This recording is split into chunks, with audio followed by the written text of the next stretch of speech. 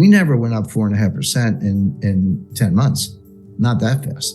And so here we are. So what is Powell doing? Well, he's given 5 speeches on the subject. I don't know why Wall Street doesn't listen, but he keeps trying. He said the same thing every time. He said, inflation is job one. We're just going after inflation. Believe us. There is going to be a recession. Unemployment is going to go up. There's going to be pain. I've never heard a Fed chairman use the word pain. He used it 5 times in one paragraph in the Jackson Hole speech.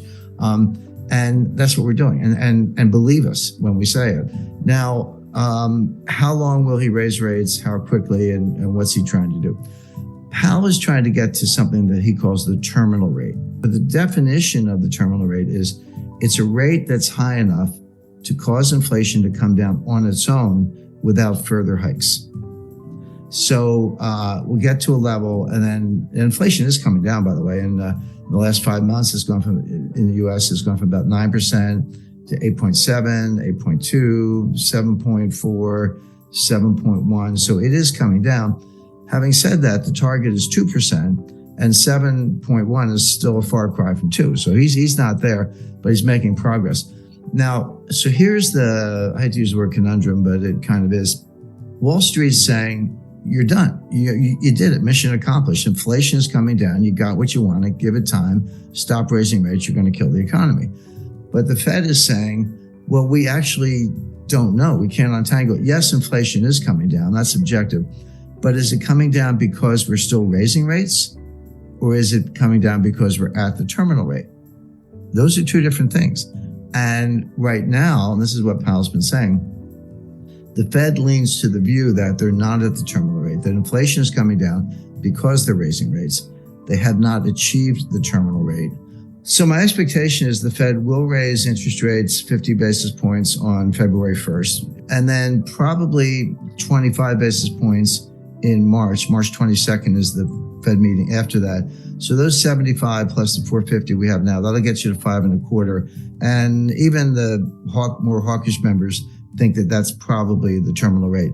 So Powell and the Fed have said, yeah, inflation's coming down, but it's because we're raising rates, not because we're at the terminal rate. We're going to get to the terminal rate, probably 2 more hikes, and then we'll pause. And then if we're right, we'll just let inflation come down on its own. And that may take a year. So all this stuff about the Fed pivot and cutting rates and all that stuff, I mean, the Fed's thinking mid-2024 before they do that.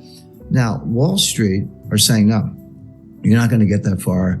You may be at the terminal rate already. You're definitely going to cause a recession. It'll be more severe than you think. And rates are going to have to come down sooner than people expect. In other words, you've already achieved the terminal rate. You just don't know it. And you'll probably be the last to know. So with Wall Street, with cheerleaders, sending that message, but with some serious market indicators, including yield curves, sending that message. Why is Powell sticking to the game plan as I described it? And the answer goes back to 1980, believe it or not, and what's called the Volcker mistake. People forget that there was a recession in 1980. It was sharp but quick. It was over very quickly. It had nothing to do with monetary policy. The Carter administration issued some dopey regulation on a ceiling on credit card interest rates. And the industry said, fine, we're just not going to lend anybody any money. The economy fell instantly, kind of like a smaller version of what happened in 2020 with the pandemic panic. And then they said, oh, sorry, just kidding. And then they took the ceiling off and then things got back to normal. Now, this was a time when farmers around the country were driving front loaders and tractors to Washington, and they were circling the Fed building. And one guy drove his tractor up the steps of the Fed, and Volcker was being burned in effigy. That all happened. So it was a little bit of pressure. And of course, Congress was up in arms and the White House was up in arms. So Volcker, not quite panicked, but he cut interest rates 7 percentage points, not 0.7, 7 full percentage points to deal with the recession, which, number one, was unnecessary because the recession was caused by a policy blunder from the White House, which was quickly corrected. And number two, he had not won the fight against inflation. Well, after he cut rates and we came out of that very quick sort of snap recession, inflation got even worse. And that's when Volcker had to raise rates to 20%. And Volcker, in hindsight, he said this in his last book just before he died, he said, we shouldn't have done that. We should have stuck to our inflation mission. So now Powell, remember, Powell's not an economist, he's a lawyer, so he kind of thinks like a lawyer. I can relate to that, looking at both sides. Powell does not want to be that guy. He does not want to be the guy who balks early and cuts rates, the famous Wall Street pivot, before the battle against inflation is won. Because the outcome could be exactly what Volcker experienced, which is inflation wasn't done, doesn't go away, comes back stronger, and then you do have to destroy the economy, as we did in 1981-82. That was the worst recession. That was far worse than the little one in 1980. That was the worst since the Great Depression. We've managed to break that record several times since then, but at the time that was horrific. But Volcker and others have said that was a blunder he never should have done. So Powell does not want to give up the rate hikes too early because he does not want to repeat the Volcker mistake. He does not want to be that guy. And that's what's driving him, even as Wall Street screams, you're already there. So the question is, that's the lay of the land. There's the two competing sides. How does this play out? In my view, Powell probably is there. He probably is at something like a terminal rate. He probably doesn't have to raise interest rates anymore.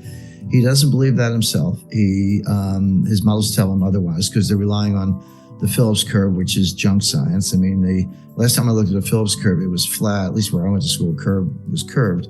This thing is flat. There is no correlation between unemployment and inflation. There just isn't. But the Fed thinks there is. So I always tell people, don't. If you want to forecast Fed policy and understand the Fed, don't think like a rational person. You have to think like the Fed. You have to get inside their heads or else you're going to get it wrong. So they're looking at unemployment, which is the lowest. The unemployment rate is the lowest since 1969. Well, if you believe in the Phillips curve, then that's a sure sign of inflation. As I say, even though it's coming down, it's still pretty high. So they think they have to keep fighting this fight. But here's what they're missing. Here's where it all falls down.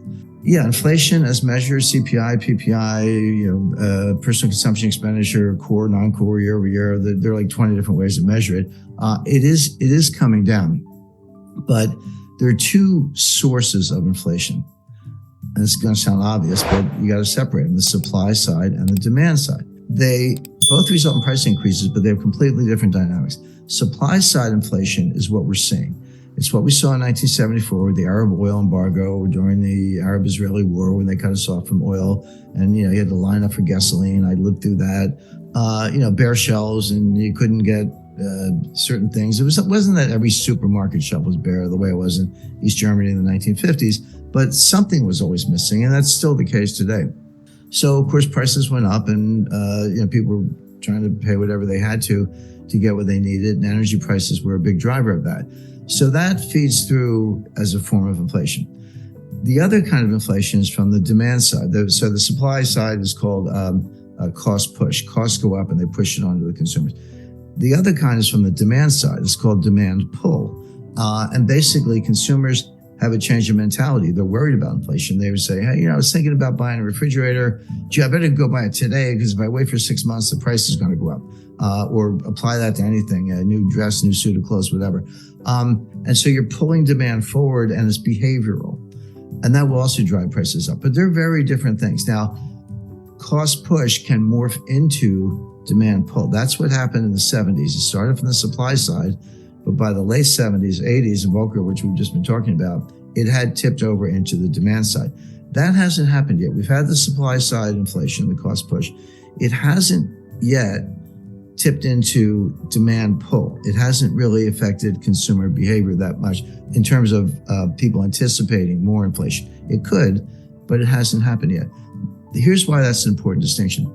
Cost push inflation negates itself. The old saying that the cure for high oil prices is high oil prices because people can't afford it. Maybe if demand is inelastic, if you got to fill up your Ford F-150 truck with gasoline to take the kids to school or go to work. But if you're unemployed, you're not buying any gas because you're not leaving the house. So it tends to negate itself, whereas demand pull feeds on itself.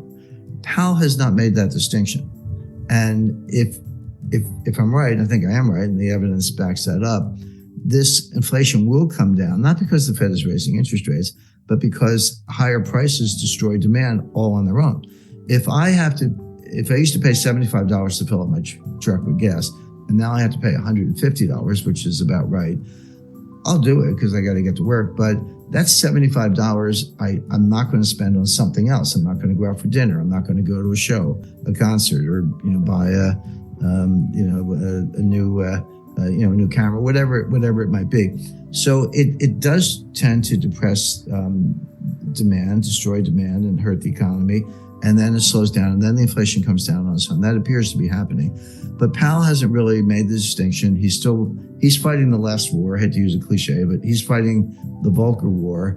And what he's got looks a little bit more like the Herbert Hoover War. That looks a little bit more like the 1930s than the 1970s.